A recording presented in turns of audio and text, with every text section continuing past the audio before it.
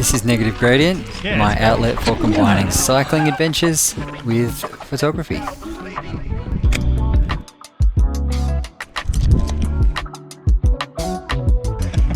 My name's Cam Cope, and in this video I'll be sharing a 2-day bikepacking adventure on a forgotten island less than 2 hours from Melbourne.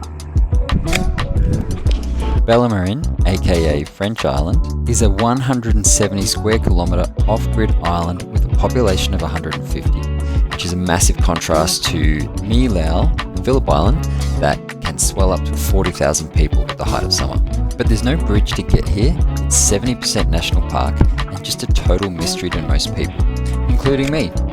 So I loaded up some camping gear, a bunch of food, camera equipment and clothes, and put them onto my steel frame gravel bike using a handlebar harness, front fork bags, frame bag, top bag, and a saddlebag.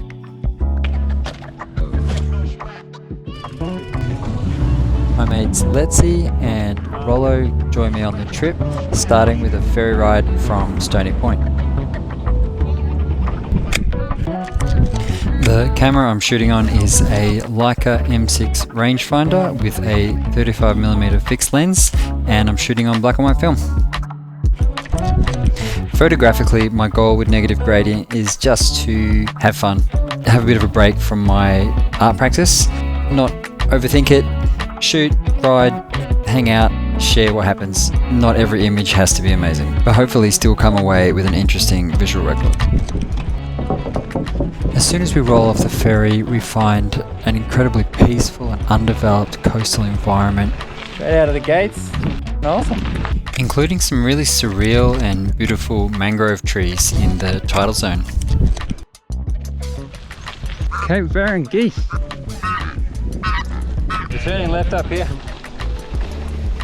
Our route covered 82 kilometres and 700 metres elevation, but it felt like a lot more due to some pretty tough tracks.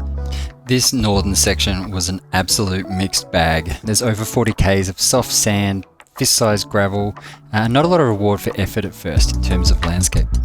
We were hunting for beach access through the scrub here, hit a few dead ends, but eventually found a great spot looking out towards Stockyard Point. And then with the hard work done, we rolled down to Chateau Baudin for camp, and in the morning checked out an old chicory kiln, took advantage of French Island Vineyards, and straight-lined it down Tankerton Road back to the jetty.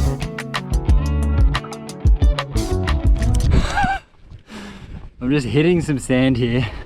Shit! What was that? My back tire was just like...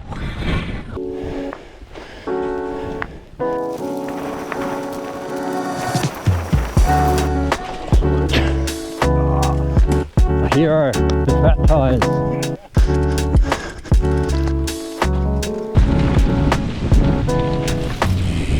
Couple of soft spots where you fishtail out a bit. Whoa, shit!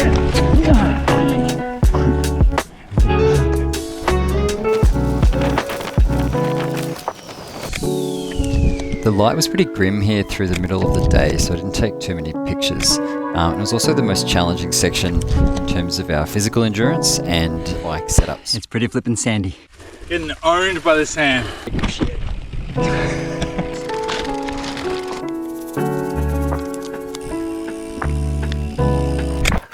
Despite a few derailleur issues, Lettsy actually had the best run of it with 50mm tyres on a mountain bike, compared with Rolo and I, who had 40mm on a touring bike and a gravel bike respectively.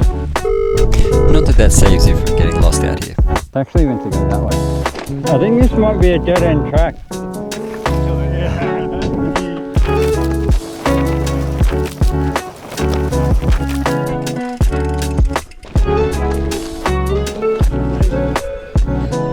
It's really got something about it, French Island. Like some je ne sais quoi. Hey buddy. One thing to consider here is that we are definitely the beneficiaries right now of someone who's come through with a tractor and a slasher and have cut down all the bracken fern and everything to really recently, so it's really clear for us to ride on. But you can see but you can see, apart from having to pay attention at all times, it'd be rough if it was in an overgrown state, which it probably gets to sometimes. After a slog of a day, we pushed through some scrub off Spit Point track and made our way down to a beach with a view for lunch. So good! Worth it? Absolutely. Yeah, and that's why I came back.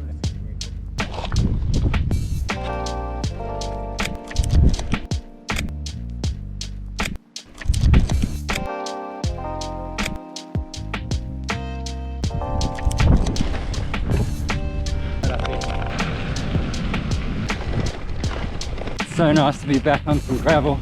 Some of those roads were just taking the absolute piss back there. Soft, buttery sand. This huge, chunky rocks, like gravel for mining trucks or something.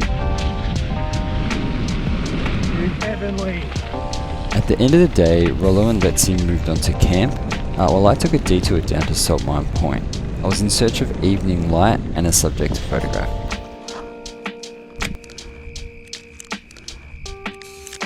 What I find are some of the characteristic abandoned vehicles of French Island, and a really cool little jetty with some long-term parking where a barge comes in every few days for supplies for local residents. The light was really working, long shadows, just gave things a lot of character, and I took some of my favourite photographs from the trip.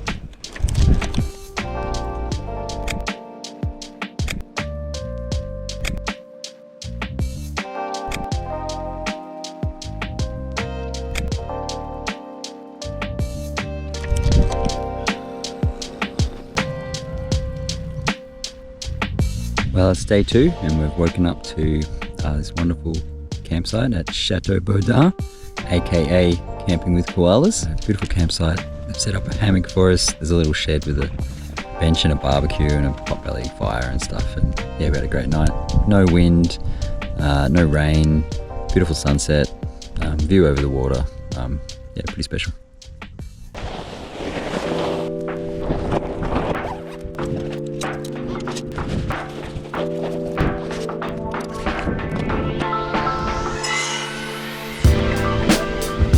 Parted ways with Lettsy here so he could take the early ferry home, but Rolo and I carried on down Bluegums track to an old abandoned chicory kiln.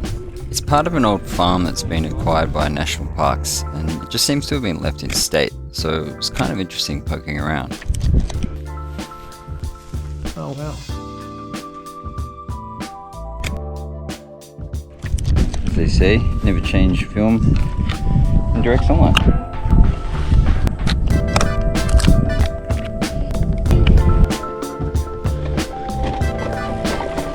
One of the most interesting things we've done so far.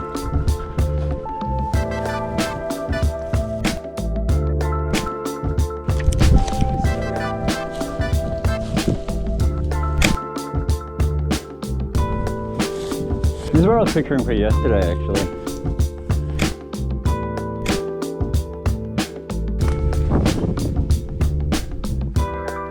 Spooky. The condition of this abandoned house and the colour palette were pretty insane, so I definitely in the moment regretted not having any colour film or a tripod to accommodate the low light. But one of the things I love about these trips is just shooting a bit fast and loose and not getting bogged down in image making, especially when you're travelling with friends. I think I could be more of a hipster right now.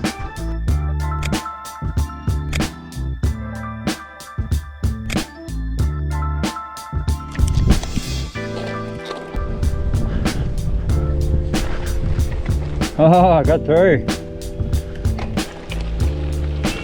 This is nice. I love it, there's just no cars.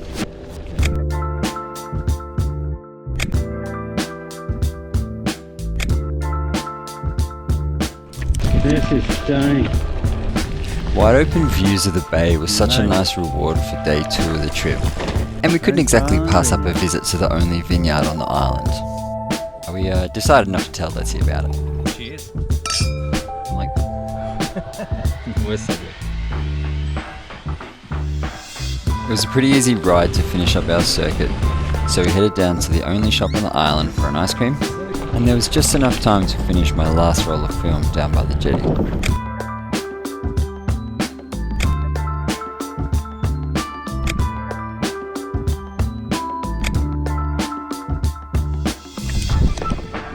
How's the timing?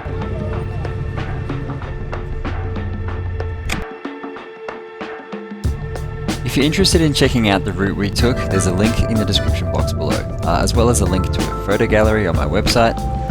Big thanks to the folks at Chateau Baudin who were super kind in helping with logistics and preparing a campsite, and of course to Rolo and Lettsy. I can safely say it took far longer to actually make this video than to do the bike trip itself. So we'll see when I can find some time to make another one. But in the meantime, if you have any thoughts or questions, just drop me a line in the comments. Thanks for watching.